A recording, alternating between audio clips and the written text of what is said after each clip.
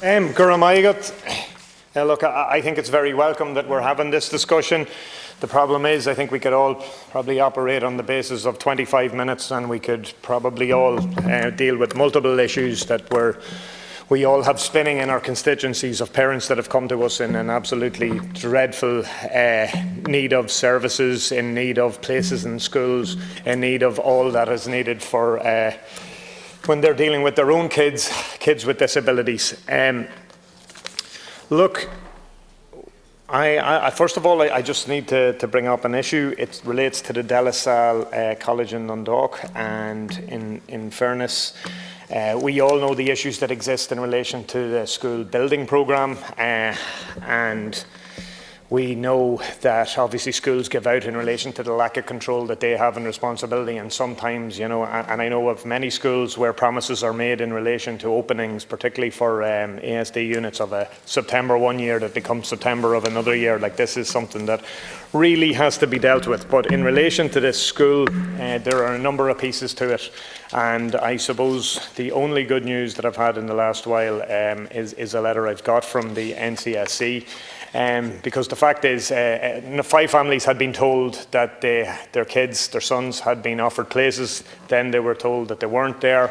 We know there's a modular unit that was planned to be put in, but that was only dealing with the class that was already in.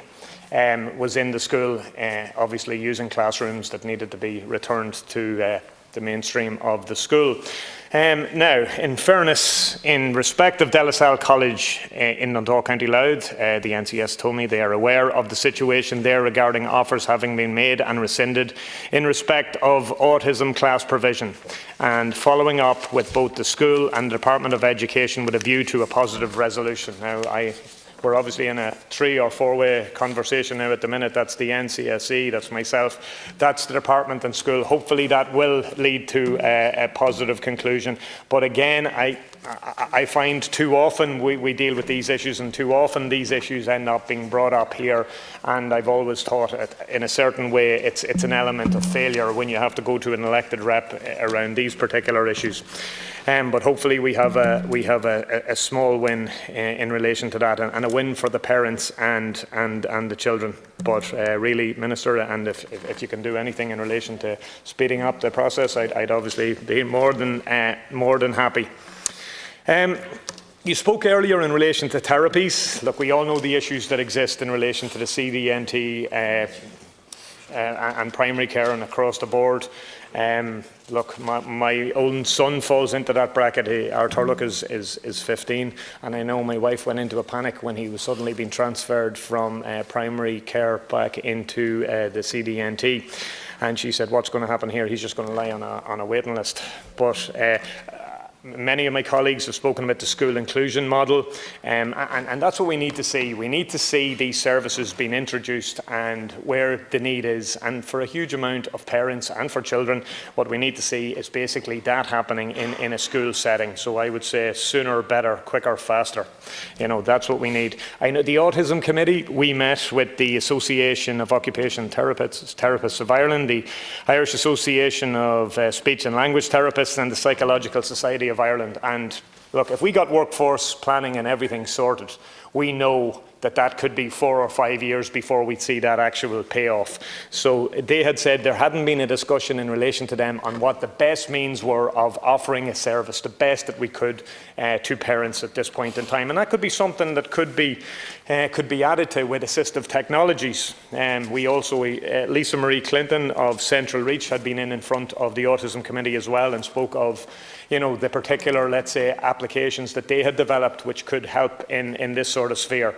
And look, I think a lot of us would be aware of Fiacre Ryan, who's non-verbal, and his mother Carmel, and the huge work that they've done. Now, that was using RPM, and I know ACA technologies, we have seen an element of piloting of those, but we really need to see a hell of a lot more, a hell of a lot quicker. I think it's as simple as that. It goes without saying that we need to look again as regards the issue in relation to set hours. Look, I was contacted by Scoil Darvra, Scoil Moran and Gale, and Scoil Naomh Lurkin and Omeath, and I'm just going to read this tiny piece from the principle.